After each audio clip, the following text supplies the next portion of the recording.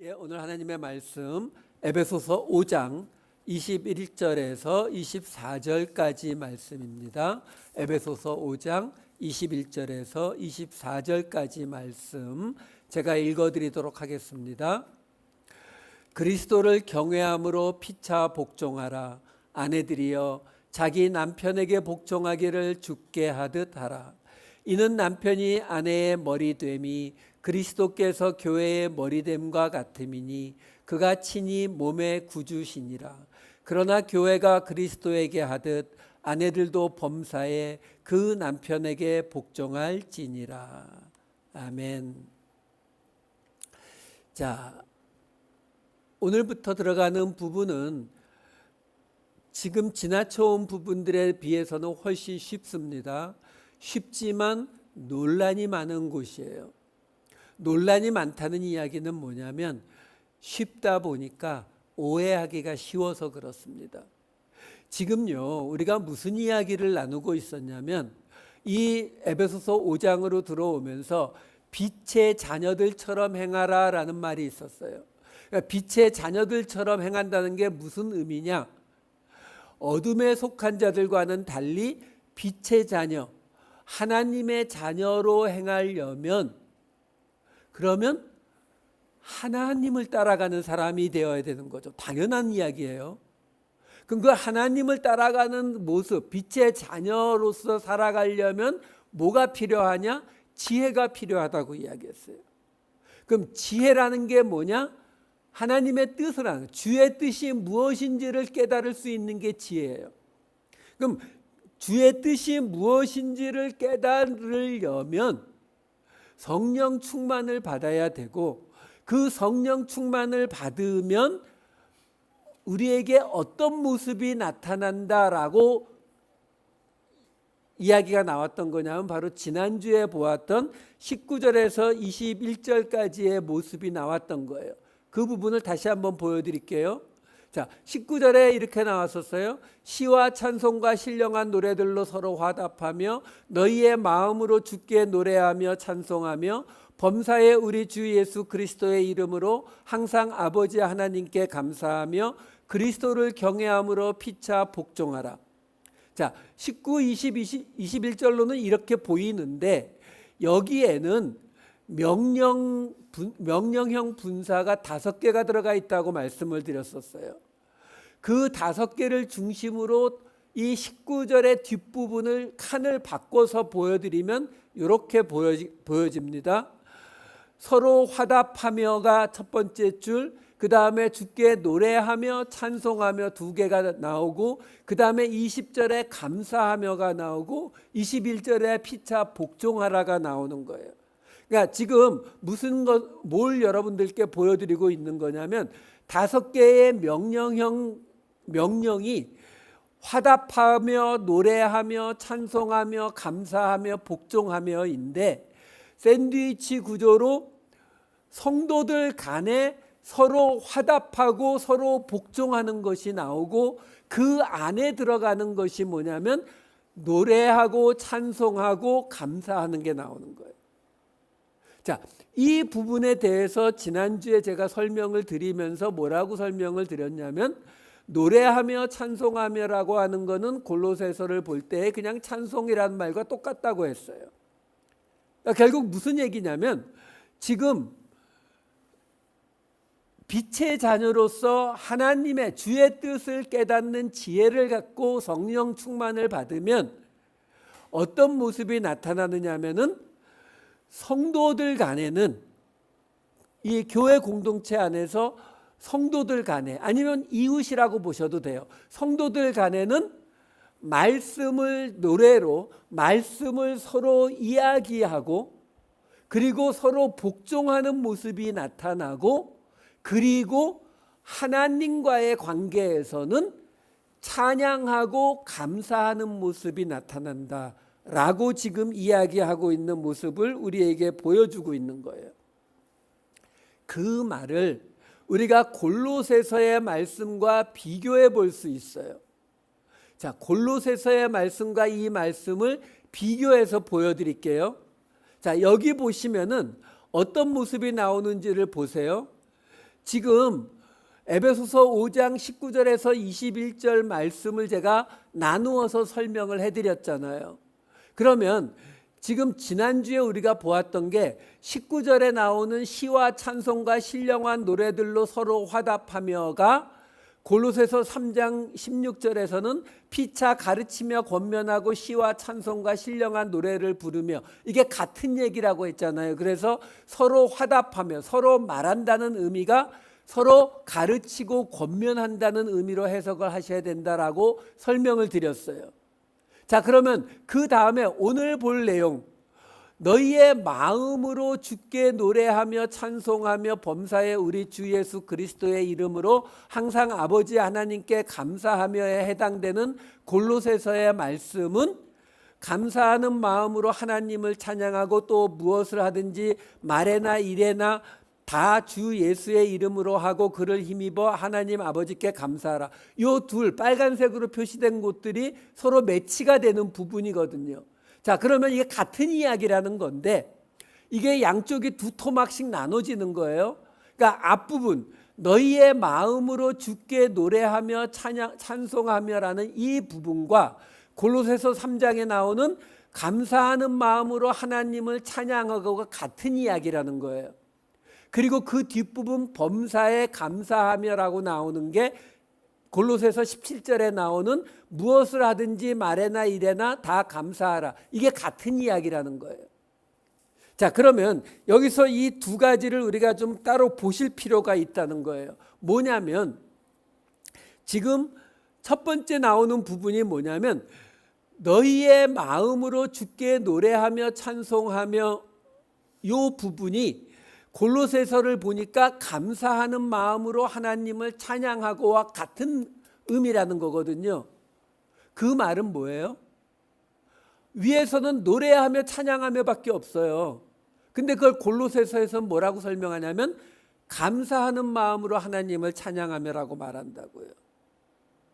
자, 여기서 우리가 하나 생각해야 되는 게 뭐냐면 하나님을 찬양한다, 찬양 이러면 곧 뭐다? 감사다라는 거예요. 이게 잡혀야 돼요.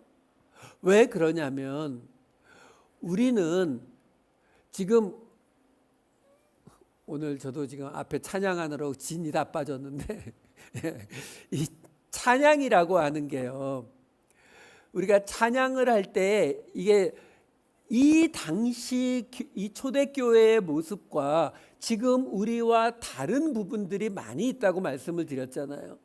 왜? 지난주에 말씀드렸다시피 지금은 말씀을 서로 화답하라는, 아까 우리 보았던 말씀을 서로 나누고 가르치며 권면하라는 게 어떻게 됐어요? 없잖아요. 없고 대신 어떻게 돼요? 여러분들과 저를 이렇게 다 개별적으로 지금 일어나고 있는 일이잖아요. 지금 제가 전하고 있는 이 설교가 아까 나왔던 본문에 따르면 피차 가르치며 권면하고라고요. 근데 목사님들이 자꾸 사고 치는 이유가 뭔지 아세요? 피차 가르치고 권면하라고 하는데 목사들은 쏟아내기만 해요. 가르치고 권면하기만 하지 가르침과 권면을 받지를 않거든요. 그래서 자꾸 사고로 빠지는 거예요.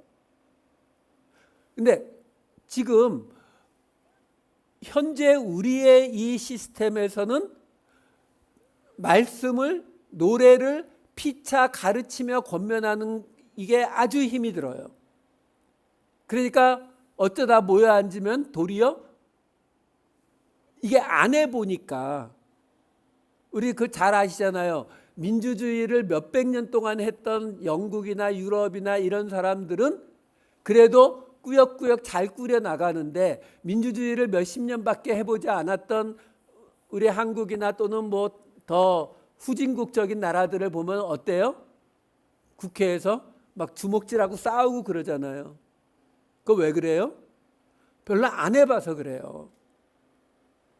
우리 한국 교회가 장로교가 굉장히 많은데 장로교라고 하는 것 자체가 본래 이 스코틀랜드 장로교회에서 지금 이 영국의 이 국회 시스템이 나왔거든요. 그러니까 같은 역사를 가지고 있어요. 같은 시작이라고요. 그 말은 뭐예요? 왜 한국 교회가 맨날 싸우고 난리가 나요? 이 민주주의라고 하는 이 방식을 안 해봐서 그래요.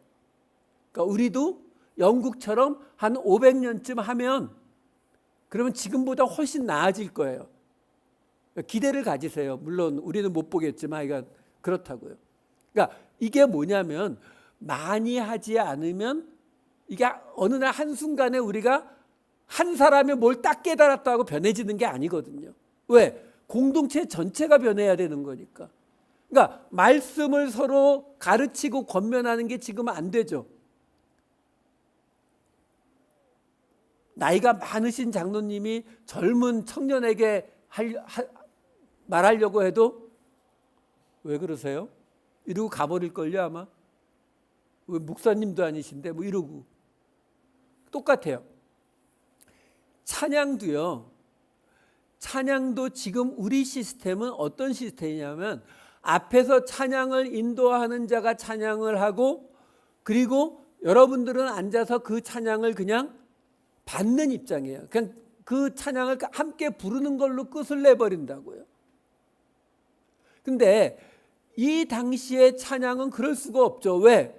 우리가 이미 보았잖아요. 노래라고 하는 찬양이라고 하는 것 자체가 지금 우리가 하는 것처럼 노래방에서 노래하는 거하고 아무 차이가 없잖아요. 그렇죠? 노래 가사가 다르다는 거 말고는 똑같이 반주 들으면서 찬양하는 거 똑같거든요. 그렇기 때문에 우리가 이 대목이 잘 이해가 안 되는 거라고요. 자, 한번 보세요. 우리가 지난주에 노래 이야기를 할 때 맨 처음 나왔던 게 모세의 노래, 미리암의 노래, 마리아의 노래였잖아요. 그 모세의 노래를 예를 들어 드릴게요.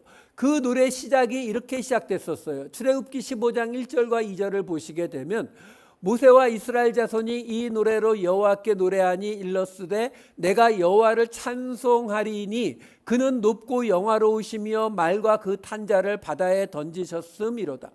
자, 우리가 그런 말 많이 합니다. 찬양은 하나님을 높여드리는 거다. 예, 맞아요.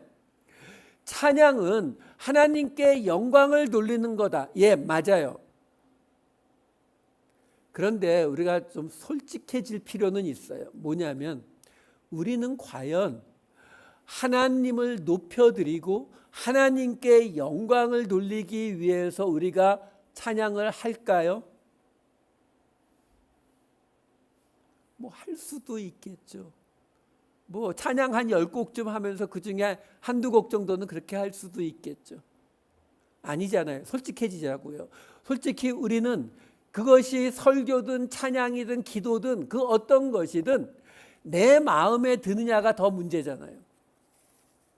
내 마음에 드는 내가 동의하는 내용을 설교를 들으면 은혜 받았다고 하죠. 내가 좋아하는 제가 오늘 제가 좋아하는 복음성가를 넣었다가 고생을 했잖아요. 예, 그것처럼 내가 좋아하는 찬송을 듣기를 원하거든요. 근데 여러분 그게 잘못됐느냐? 그 말하고 있는 게 아니에요. 전혀 잘못되지 않았어요. 아, 찬양은 감사다. 그러니까 내 슬픔을 이야기하는 것은 찬양일 수 없다. 어떤 분들은 그러죠. 찬송가는 찬양이 되지만 복음성가는 하나님을 찬양하는 게 아니다. 왜? 우리 마음을 위로하고 우리 마음에 맞추는 가사들이 나오니까. 아니요, 그렇지 않아요. 다 찬양입니다. 다 하나님 앞에 찬양이 돼요. 지금 보여드린 출애굽기 15장 1절이 우리에게 뭘 보여주냐면 딱 나오잖아요. 여호와를 찬송하는데 그 이유가 뭐예요? 저놈들 죽여줘서 이거예요. 솔직하게 나오잖아요. 그는 높고 영화로우셔요. 예, 하나님께 영광을 돌리는 건 맞아요. 왜요? 저놈들 죽여줘서요. 이게 감사의 모습이라고요. 그러면 지난주에도 보았던 구절인데 15장 13, 18절을 보면은 뭐라고 나오냐면 주의 인자하심으로 주께서 구속하신 백성을 인도하시되 주의 힘으로 그들을 주의 거룩한 처소에 들어가게 하시나이다. 여호와께서 영원 무궁하도록 다스리시도다 하였더라. 이거는 지금 바다를 건너온 이 출애굽 상황에서 벌어진 일이 아니라 그랬잖아요. 이거는 나중에 약속의 땅에 들어간 뒤의 이야기죠. 그러니까 무슨 말이냐면 감사하는 것이 찬양인데 그 감사가 이미 행하신 일에 대한 감사도 있지만 플러스 행하실 일에 대한 감사도 포함되어 있는 것이 찬양이다라는 거예요. 역대상 말씀 하나 보여드릴게요. 역대상 16장 8절 9절. 너희는 여호와께 감사하며 그의 이름을 불러 아뢰며 그가 행하신 일을 만민 중에 알릴지어다. 그에게 노래하며 그를 찬양하고 그의 모든 기사를 전할지어다. 여기 들어가 있어요. 맨 끝에 그의 모든 기사를 전하는 게 찬양의 목적이라는 거예요. 그렇기 때문에 그걸 가지고 우리가 서로 가르치며 권면하는 것이 가능하다라는 말이 되는 거예요. 자, 이 이야기들을 보면 우리가 찬양이라고 하는 것은 감사로구나. 하지만 시편에 보면은 슬퍼하는 것 시편도 있고 부르짖는 시편도 있어요. 그 모든 것들도 다 감사에 들어가는 거예요. 왜요? 여러분들이 시편을 보시게 되면 그 부르짖는 시편도 슬퍼하는 시편도 끄트머리에 가면 꼭 뭐가 들어가요? 하나님의 영광에 대해서, 하나님을 찬송에 대해서 꼭 언급을 하죠. 무슨 이야기예요? 여러분, 우리가 이 뒤에 다시 한번 나올 텐데 우리가 하나님 앞에 감사한다라고 하는 이게 잡히면 그러면 찬양이 되는 거고 그러면 하나님께 영광을 돌릴 수 있는 거예요. 이 순서를 거꾸로 생각하시면 안 된다고요. 자, 그걸 조금 더 정확히 다시 설명을 해드릴게요. 아까 오늘 보았던 5장 20절 말씀과 골로새서 3장 17절 말씀에 지금 앞부분은 보았고 뒷부분이잖아요. 이게 지금 샌드위치 구조의 가운데 있는 걸 같이 설명해 드리는 거예요. 둘로 나누어서. 범사에 우리 주 예수 그리스도의 이름으로 항상 아버지 하나님께 감사하며 라는 에베소서 말씀이 골로새서에서는 무엇을 하든지 말에나 일에나 다 주 예수의 이름으로 하고 그를 힘입어 하나님 아버지께 감사하라 와 같은 이야기다라고 이야기를 하고 있는 거예요. 자, 이 둘의 차이가 뭐냐면 우리가 지금 이 에베소서 5장 20절에 나오는 범사에 하나님께 감사라는 거잖아요. 물론 가운데 이제 예수의 이름이 들어가 있어요. 근데 범사에 감사하라 라는 말을 들으면 우리가 어떻게 그 말을 받아들이냐의 문제예요. 모든 거에 감사하라는 거구나. 그러니까 좋은 일 생기면 당연히 감사하는데 안 좋은 일 생겨도 그래도 감사해야지. 내 마음에 내키지는 않지만 그래도 감사해 내야지. 그래서 실제로 정말 큰 비극적인 일을 당하신 분들 중에서도 그럼에도 불구하고 하나님께 감사한다고 얘기하시는 분들을 저도 만나봤어요. 저는 그 수준 안 돼요. 오해하지 마세요. 저는 그 수준 안 되는데 그 수준이 되시는 분들을 몇 분을 만난 적이 있어요. 자, 근데 우리가 생각해 보셔야 되는 게 있어요. 그분들은 대단한 분들이고요. 근데 우리 같은 평범한 사람들이 그 자리까지 과연 갈 수 있을까라는 거죠. 그러니까 이 결과는 같은데 한번 그 과정을 한번 생각해 보자고요. 무슨 말이냐면 범사에 감사하라라고 말하게 되면 우리는 뭘 생각해요? 결과를 생각하거든요. 그러니까 어찌 됐든 결과가 좋게 나오면 당연히 감사하는데 나쁘게 나왔을 때도 이걸 내가 받아들이고 하나님께 감사해야지. 이걸 우리가 이겨내려고 한다고요. 이겨내면 좋은데 너무 힘들잖아요. 그러니까 거기서 수도 없이 많은 사람들이 좌절하고 포기해버리거든요. 그러면 하나님이 우리에게 주시는 이런 말씀들이 과연 그렇게 정말 대단한 사람들이나 감당할 수 있는 그런 길을 우리에게 알려주고 있는 거냐라는 거예요. 아니요, 교회는요 엘리트를 만들어내는 곳이 아닙니다. 우리 중에서 가장 믿음 생활을 잘하시는 한두 명, 풀 A를 받거나 B가 한 개까지는 봐주고 두 개부터는 안 봐주고 이런 시스템이 아니에요. 계속 공동체를 말씀드리는 이유가 뭐냐면 하나님은 그 공동체 전체를 이야기하시거든요. 그리고 우리가 알잖아요. 은혜거든요. 은혜인데 90점은 받고 85점은 안 받고 이러면 그게 은혜겠냐고요. 아니거든요. 근데도 우리는 자꾸 거기에 집착하게 되는 이유가 뭐냐면 자꾸 우리는 이 세상과 똑같이 믿음도 엘리트가 되어야, 적어도 여기 모인 이 사람들 중에서는 내가 그래도 손가락 안에 들어야, 그래야 하나님께 칭찬 듣고 하나님의 말씀대로 사는 모습일 거다라는 생각을 우리는 잘 버리지를 못해요. 아니요, 하나님은 결과를 보지 않으신다니까요. 여러분, 제가 맨날 산타모니카 이야기 드리잖아요. 근데 어떤 사람은 태어나 보니까, 우리 흔히 금수저라고 그러잖아요. 그러면 교회에서 금수저가 뭐예요? 그런 분들이 있어요. 저한테도 제가 잘 아는 분도 그런 얘기 하시더라고요. 자기 할아버지가 이승만 대통령과 함께 계시던 그분이 저보다도 나이가 위신데 그분의 할아버지가 미국 유학을 와서 프린스턴에서 신학을 공부하셔서 목사가 되신 분이에요. 그 정도면 금수저예요. 교회 개념에서는요. 금이 아니고 다이아몬드까지 가죠. 저는 저희 집안에 예수를 믿는 사람이 저 혼자였거든요. 지금은 제 막내 여동생 하나가 더 믿어요. 나머지 식구들은 아직도 안 믿고요. 이게 얼마나 큰 차이인 줄 아세요? 그냥 어려서부터 집에서 항상 예배드리고 찬양하고 이런 속에서 자라난 사람과 교회 가면은 혼나고 두들겨 맞던 그런 속에서 자라난 사람하고는 다를 거 아니에요. 그것처럼요, 우리가 서 있는 곳이 달라요. 어떤 사람은 예수를 믿고 거듭났는데 보니까 어디예요? 산타모니카 피어 앞에 서 있는 거예요.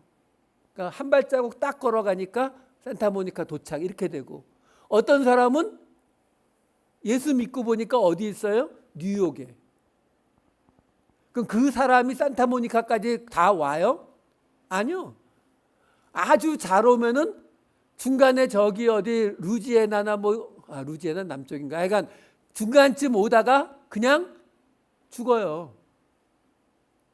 그래서 말씀드렸잖아요. 산타모니카에 해가 질 때 보이는 그 태양은 산타모니카에 있든 팜스프링에 있든 네바다주에 있든 아리조나에 있든 다 보이는 거거든요. 그러니까 우리는 우리가 있는 자리에서 최선을 다해서 하나님의 뜻대로 주의 뜻대로 살아가겠노라 노력하면 돼요.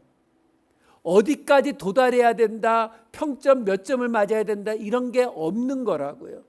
제가 지금 말씀드리는 이유가 뭐냐면, 지금 여기에 나오는 에베소서, 이 화면 다시 한 번만 보여주세요. 범사에 감사하라는 에베소서의 말씀에 설명이 골로새서에서는 무엇을 하든지 말에나 일에나 다 주 예수의 이름으로 하고가 붙어 있는 거예요. 그러니까 무슨 말을 하고 있는 거예요? 결과가 아니라 내가 말하거나 행하는 모든 일들의 시작과 과정, 그 모든 것을 주 예수 그리스도의 이름으로 하면 그러면 뭐가 따라올 수 있어요? 결과에 관계없이 하나님께 감사가 가능해진다고요. 이게 중요한 부분이에요. 우리가 내 능력으로 내 생각으로 뭔가를 하려고 노력하다가 결과가 나쁘면 그래도 범사에 감사하라고 했으니까 감사해야지. 이게 잘 안 돼요. 그리고 솔직히 말해서 자기가 하다 망친 거를 왜 하나님을 걸고 넘어가요? 그렇잖아요. 그러니까 그게 아니라 우리가 그 일을 시작하면서 그 일을 진행하면서 그 모든 것을 예수의 이름으로, 근데 예수의 이름으로 한다는 게 뭐예요? 비즈니스 처음 시작할 때 꼭 모여서 기도하고 시작하고 찬양하고 시작하고 그건가요? 아니요. 우리 기도할 때 어떻게 끝내요? 예수 그리스도의 이름으로 기도하옵나이다. 그게 무슨 뜻이에요? 우리가 죄인이라서 하나님 앞에 그냥 나아갈 수가 없기 때문에 우리를 덮어주시는 예수님의 그 권위, 그렇죠? 그 권위 아래에 숨어서 덮잖아요. 속죄소 뚜껑이라니까 예수님이. 그 아래에 숨어서 기도를 올려드리는 거예요. 나 보지 마시고 나 덮고 있는 예수님 보시고 내 기도 들어주세요 라고 하는 거거든요. 그러니까 예수의 이름으로라는 그 말이 말하는 것은 예수의 권위, 예수님의 뜻, 예수님의 방식, 이걸 말한다고요. 그러니까 우리가 어떤 일을 시작하고 어떤 일을 행할 때에 예수님의 뜻에 맞게, 예수님의 방식에 맞게, 예수님의 권위 아래에서 그 일을 행하게 되면은, 그러면 설사 결과가 나쁘게 나온다 할지라도 우리가 어렵지 않게 감사할 수가 있다고요. 왜? 그러니까 이렇게 생각해 보시면 돼요. 제가 이런 예를 들어 드릴게요. 예를 들어서 어떤 분이 성경을 정말 잘 배워서 많은 사람들을 성경을 가르쳐 주고 싶어서 신학교를 가고 박사과정까지 열심히 공부했어요. 그래서 학위를 딱 받았어요. 그래서 이제 어느 교회에 가서 사람들에게 성경을 가르쳐야지 그랬는데 갑자기 큰 병에 걸려서 죽었어요. 그러면 우리는 어떻게 생각해요? 하나님 어떻게 이럴 수가 있느냐고. 아니 저 사람이 직장 잘 다니다가 은혜 받고 하나님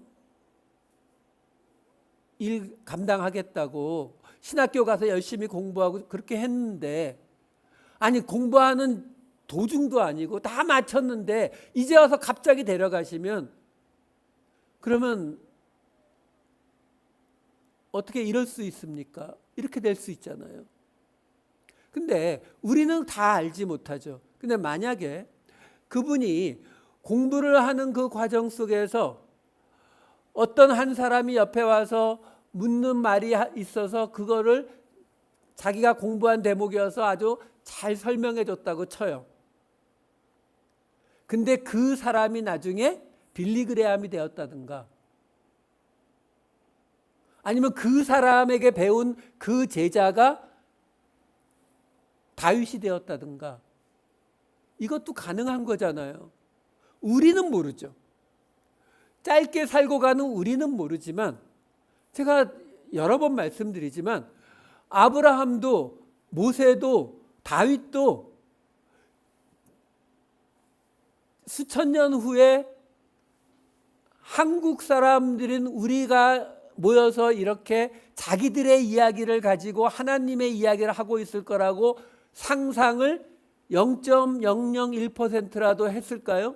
아니요, 전혀 못했죠. 그러니까 하나님의 계획은 우리가 판단하기에는 너무 크고 넓다고요. 그렇기 때문에 얘기하는 거예요. 우리는 우리가 생각하는 것만 보기 때문에 결과만 보려고 하고 그 결과를 놓고 범사에 감사할 것인가 말 것인가를 자꾸 판단하려 하지만 하나님이 나를 하나님이 우리를 앞으로 10년, 50년, 100년, 500년 후에 어떤 사람들을 위해서 지금 우리의 이 시간을 사용하고 계실 수도 있잖아요. 그러면 그걸 우리는 어떻게 해요? 우리는 모르죠. 모르지만 오늘을 살아가면서 말에나 일에나 주 예수의 그 권위 아래, 그 방식 아래, 그 뜻 아래 행하고 있으면 그 결과를 우리가 못 보든 아니면 우리가 보기에는 이거 망친 것 같이 보여지든 우리는 감사할 수가 있다고요. 그래서 찬양이 아무리 슬프고 부르짖는 찬양일지라도 감사가 될 수 있는 거예요. 지금 그 이야기를 우리에게 하고 있는 거다라는 거예요. 자, 여기까지로 하고요. 자, 이제 오늘 본문으로 가볼게요. 무슨 얘기냐면 지금 계속 이 에베소서 5장 이 뒷부분을 설명하면서 골로새서 3장과 연결시켜서 계속 설명을 드렸어요. 왜? 같은 이야기를 하고 있으니까. 이게 완전히 같지는 않은데 어떻게 그렇게 같다고 우리가 결정할 수 있느냐? 이제 나오는 이야기가 오늘 아까 읽은 본문 이야기가 아내는 남편에게 복종하라는 이야기였잖아요. 그러면 남편은요? 남편은 아내를 사랑하라고 나와요. 그럼 그 다음에는 뭐가 나오느냐? 자녀들에게 부모에게 복종하라고 나와요. 그럼 그 다음에는요? 아버지에게 자녀를 화나게 만들지 말라고 나와요. 그럼 그 다음에는 종에게 주인에게 복종하라고 나와요. 그 다음에는 주인에게 그 종을 힘들게 하지 말라고 나와요. 이렇게 6 케이스가 나오거든요. 그게 이 바로 뒤에 나오는 에베소서 말씀과 골로새서 지금 본 3장 16, 17절 바로 뒤에 똑같이 나옵니다. 보여드릴게요. 에베소서 5장 22, 25, 6장 1절, 4절, 5절, 9절과 골로새서 3장 18절에서 22절, 4장 1절 읽지 않을게요. 그냥 앞에만 보여드릴게요. 아내들이여 복종하기를, 남편들아 사랑하기를. 그 다음 보여주세요.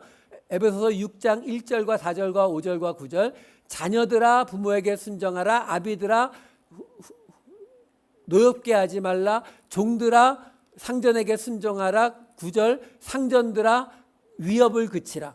이 내용들이 골로새서에 이렇게 나와요. 골로새서 3장 18절부터 22절 그리고 4장 1절. 아내들아 복종하라. 남편들아 사랑하라. 자녀들아 순종하라. 아비들아 노엽게 하지 말라. 종들아 순종하라. 상전들아 공평을 베풀라. 똑같잖아요. 같은 얘기를 하고 있기 때문에 앞부분도 같은 이야기라서 지금 똑같다는 전제를 놓고 설명을 해드린 거예요. 자, 그러면 이렇게 같은 이야기가 반복되는데 다른 게 있어요. 다른 게 뭐냐면 바로 이 이야기가 시작되는 오늘 본문 시작 5장 21절이에요. 5장 21절이 이렇게 시작됐었거든요. 그리스도를 경외함으로 피차 복종하라.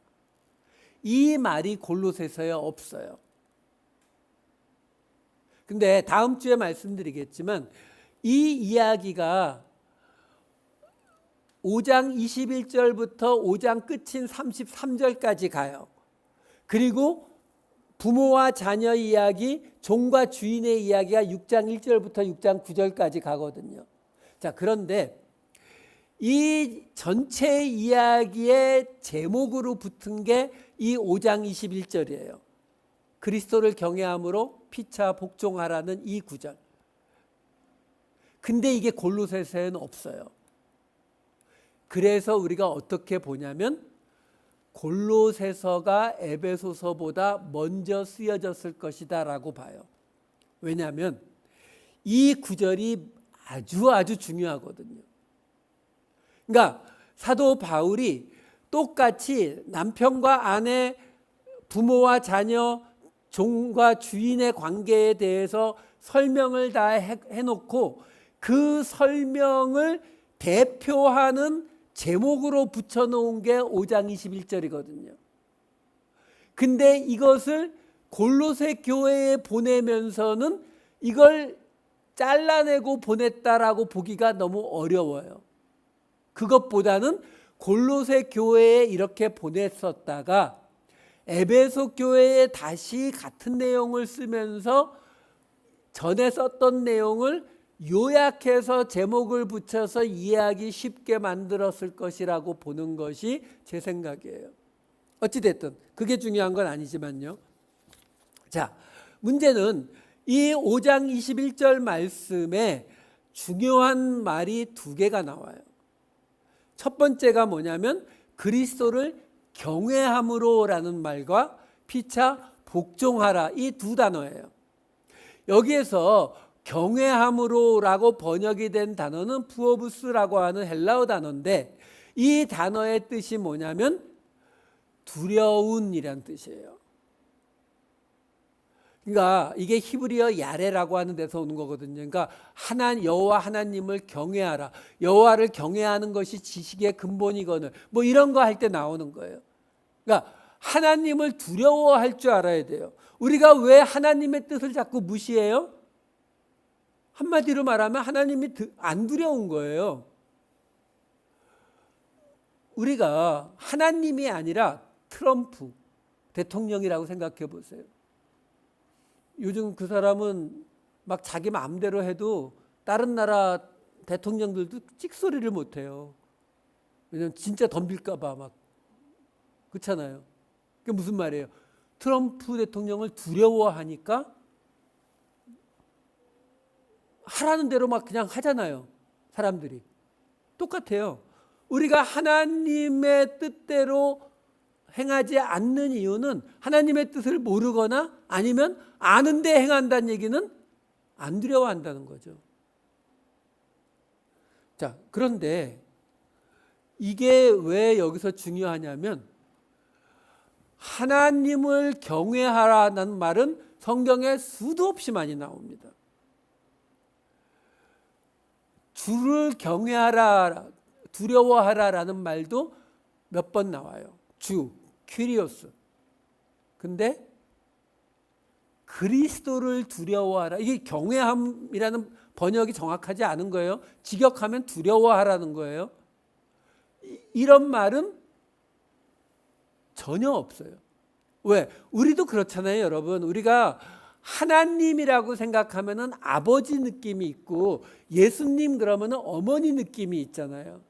그러니까 하나님은 뭐 잘못하면은 혼낼 것 같은 그 이미지가 있다면 예수님은 그런 게 없이 뭐 잘못했어도 그냥 예수님 앞에 가서 뭐 막 이러면은 봐주실 것 같은 그런 이미지가 있잖아요. 그러니까 그리스도를 두려워하라라는 이 푸오보스라는 말을 그리스도라는 말과 같이 안 쓴다고요. 근데 사도 바울이 여기다 지금 그 말을 쓰고 있는 거예요. 그 말은 뭐예요? 한마디로 말하면 맨날 다 들어주던 엄마가 화가 났다. 이건 진짜 비상이라는 거예요.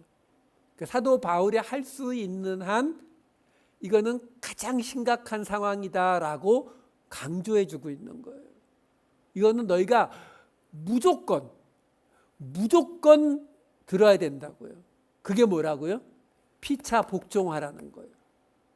자, 그러면 피차 복종하라는 게 뭔데 그렇게 중요하냐?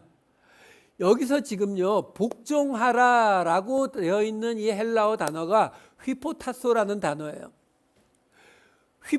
휘포라는 말이 전치사거든요. 영어의 언더예요. 뭐 밑에라는 뜻이에요. 그리고 타소라는 말이 무슨 뜻이냐면은 물건을 이렇게 놓다.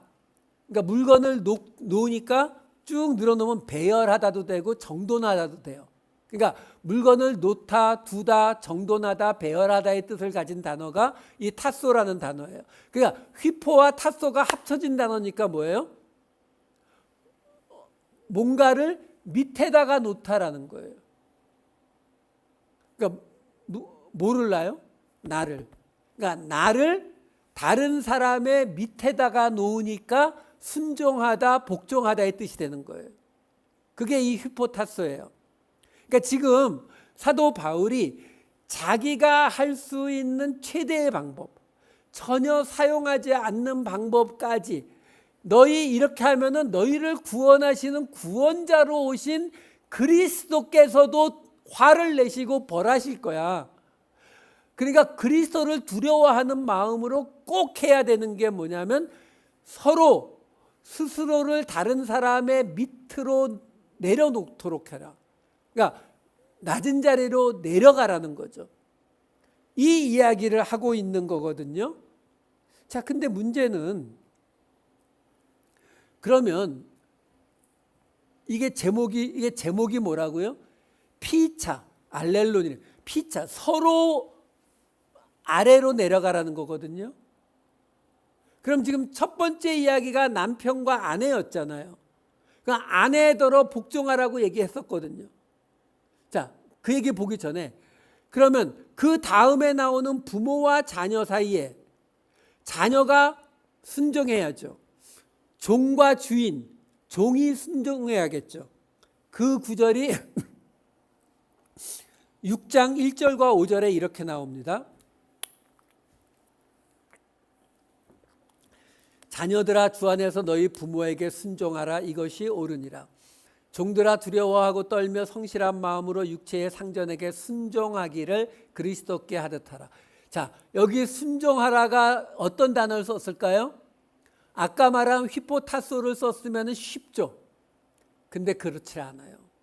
어떤 단어를 썼냐면 휘파쿠오라는 단어를 써요. 이 휘파쿠오라는 단어는 똑같이 휘포, 아래라는 전치사에 뭐가 붙었냐면 아쿠오라는 단어는 듣다라는 뜻이에요. 귀를 기울여 듣다. 그러니까 휘파쿠오라는 단어는 어떤 뜻이냐면 누군가 나에게 말하는 것을 아래에서 듣는다는 거예요. 왜? 남편과 아내는 지금 현대적인 개념으로는 아니겠지만 어쨌든 그 당시에는 남편과 아내는 대등한 입장이라면 부모와 자녀는 대등하지 않죠. 종과 주인도 대등하지 않아요.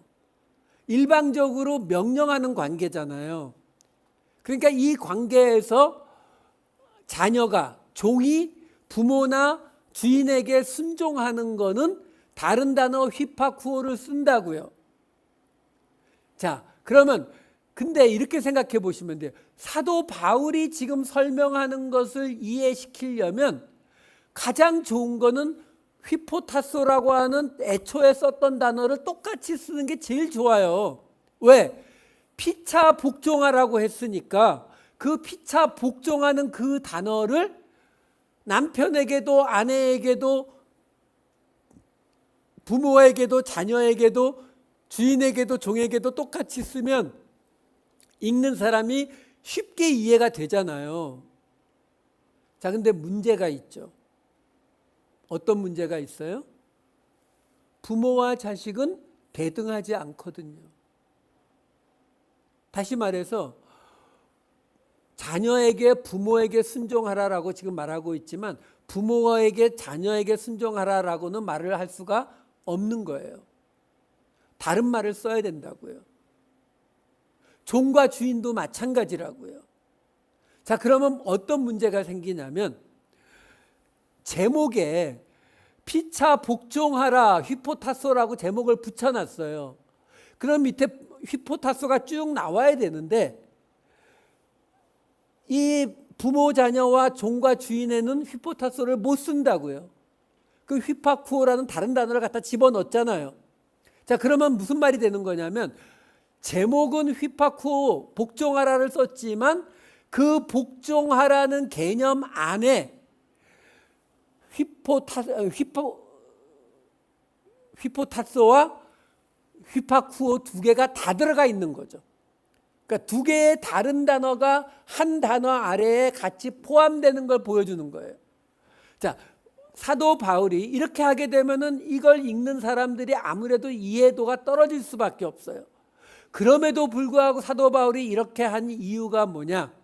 자, 오늘의 이야기 남편과 아내 이야기로 보자고요. 아내에게는 이렇게 말했어요. 5장 22절 아내들이여 자기 남편에게 복종하기를 휘포타소 맞아요. 죽게 하듯 하라. 자, 그런데 남편에게는 5장 25절에서 이렇게 말하죠. 남편들아 아내 사랑하기를 그리스도께서 교회를 사랑하시고 그 교회를 위하여 자신을 주심같이 하라. 자, 여기서 사도 바울이 그리고 교회가 그리고 이 말씀을 사도 바울의 입에 넣어준 하나님께서 어떤 방식으로 행하시는지를 우리가 엿볼 수 있는 대목이에요. 뭐냐면 남편과 아내를 지금 가지고 이야기를 하는데 피차 복종하라고 했어요. 그러면 남편들도 아내에게 복종하라라고 말하면 되잖아요. 그래요, 안 그래요? 여성분들. 그렇죠? 네. 그런데 자, 그 당시에 그게 받아들여져요? 안 됩니다.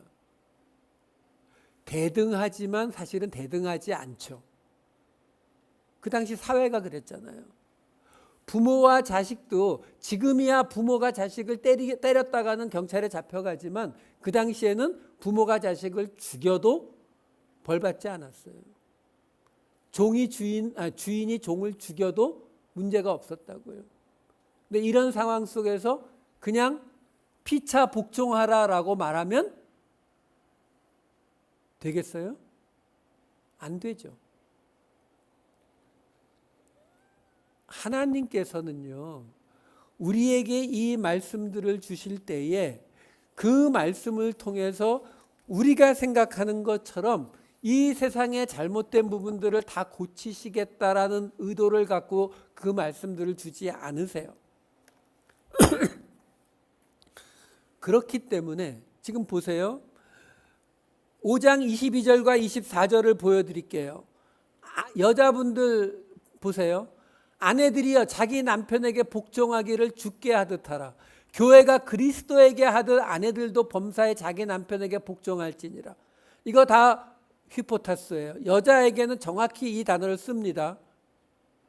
여러분, 이 말씀 가지면 여러분들이 남편이 하는 말을 노할 수 있는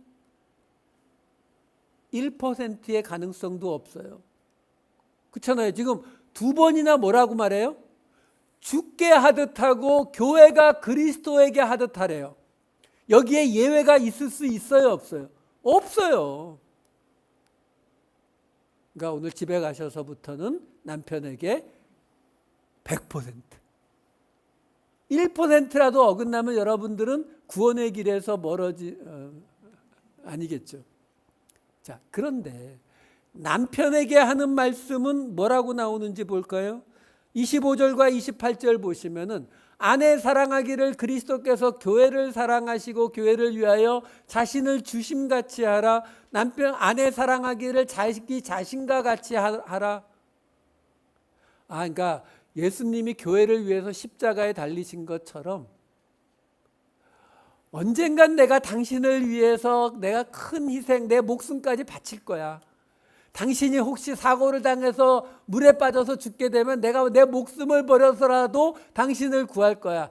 오케이? 됐지?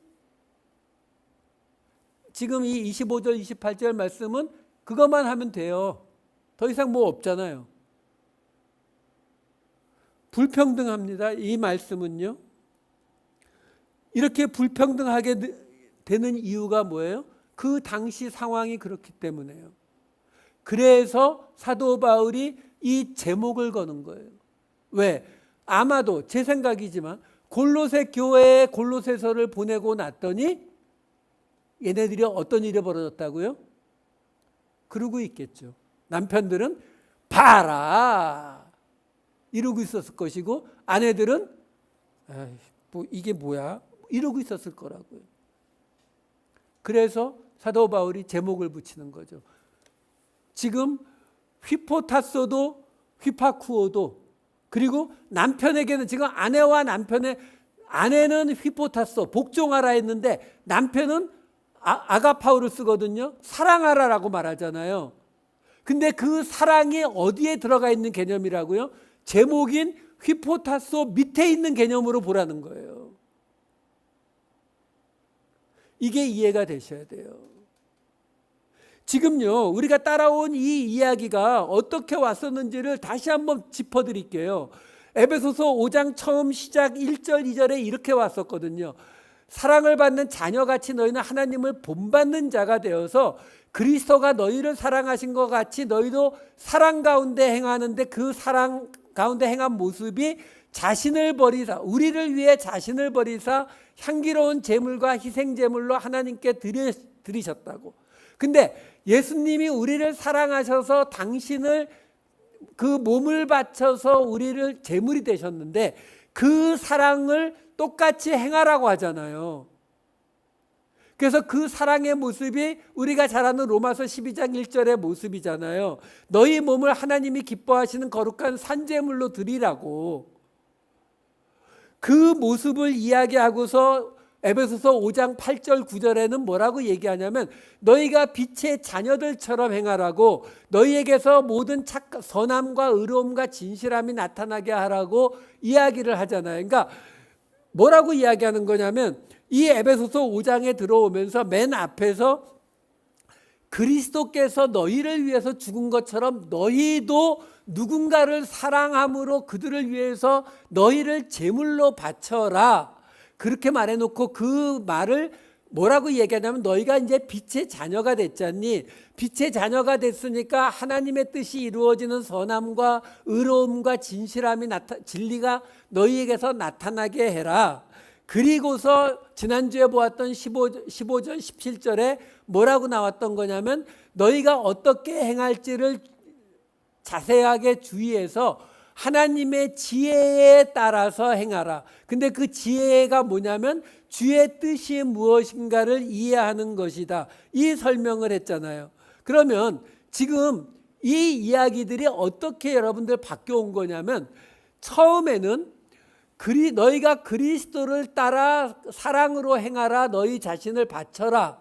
근데 너희는 이제 빛의 자녀가 되었으니까 빛의 자녀의 모습으로 살아라. 그래서 하나님의 지혜를 가지고 주의 뜻을 감별하라. 여기까지 온 거예요. 그러니까 여기까지는요, 복수로 나오는 곳들이 많이 있었지만 우리가 읽으면서 이거는 나 개인에게 주시는 말씀인가 보다, 이렇게 보셔도 큰 문제가 없어요. 아직 구분이 뚜렷하지 않았었다고요. 근데 그 다음에 나온 구분이 뭐였어요? 우리가 아까 지난주에 보았던 게 뭐였다고요? 바로 서로 화답하고 피차 복종하라. 지금 우리가 이 피차 복종하라를 보고 있는 거거든요. 그러면 서로 화답하고 피차 복종하라는 이야기는 뭘 전제로 하고 있는 거예요? 공동체요. 이제 여기서부터는 개인적인 이야기의 가능성은 아예 없는 공동체의 이야기로 들어간 거거든요.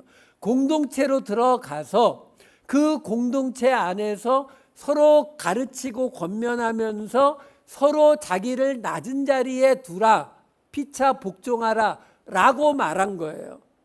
그러니까 여기서부터는 공동체가 아주 뚜렷하게 등장하는 대목이다, 이렇게 생각하시면 돼요. 그걸 우리가 알 수 있는 게 뭐냐면요, 이 에베소서는 특별히 우리가 에베소서의 특징을 말해라 라고 하면 뭘로 말하냐면 교회에 관한 책, 이렇게 말해요. 왜? 교회가 세워지는 것에 대한 설명이 지금까지 우리가 쭉 많이 살펴왔잖아요. 그러면 이렇게 한번 찾아보면 돼요. 뭐냐면 헬라어로 교회가 에클레시아거든요. 그 에클레시아라고 하는 단어가 에베소서 안에 몇 번이나 나오는지를 찾아보니까 9번이 나와요. 근데 그 9번 중에서 오늘 지금 보고 있는 5장 21절부터 이 남편과 아내의 이야기가 끝나는 5장 33절까지 다 해봤자 13절밖에 되지 않는 요 안에 에베소서 전체 9번 나오는 에클레시아 교회라는 단어가 6번이 들어가 있어요.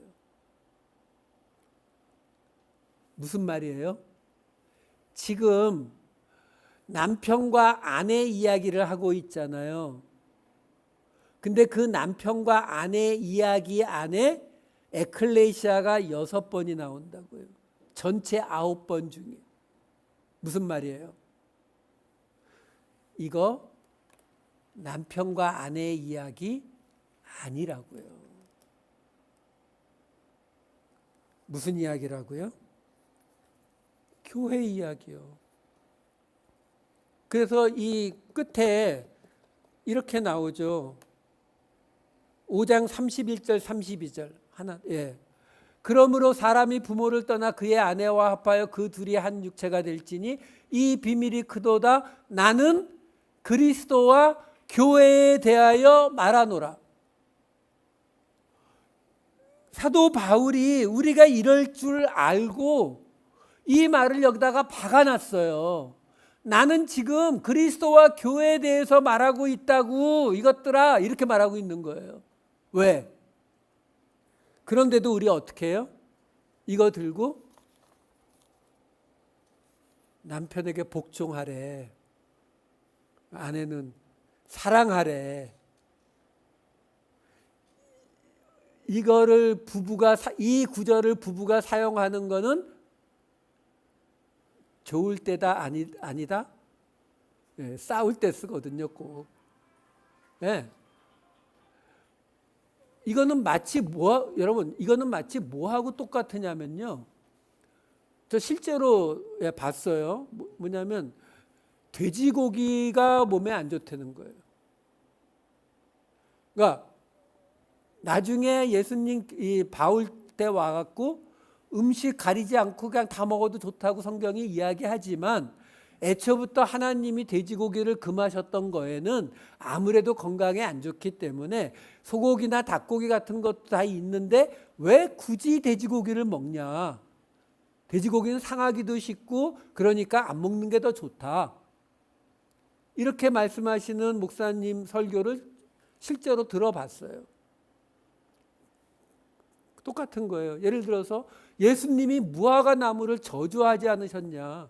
예수님이 뭐 여기저기 막 저주하는 분도 아닌데 그분이 무화과 나무를 저주했는데 그 굳이 무화과 나무 열매를 먹어야 되는 이유가 있냐?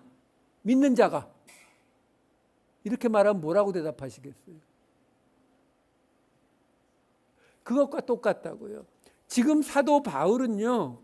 교회 이야기를 하는 거예요. 교회. 왜? 교회 안에서 이제 다다음 주에 이 따라가다 보면은 여기에서 나오는 남편과 아내가 남편이었다가 그리스도가 됐다가 아내였다가 성도가 됐다가 그러니까 여자분들은 그래도 덜 헷갈리는데 남자들은 어떤 때는 남편에 속하고 어떤 때는 아내에 속하게 된다고요. 왜? 아내가 교회를 의미하니까. 이게 왔다 갔다 하거든요. 그러다 보니까 이게 뭐 왔다 갔다 그건 내던져버리고 우리는 거기 나오는 남편에게 복종해야 되고 아내를 사랑해야 되고 이것만 본다고요.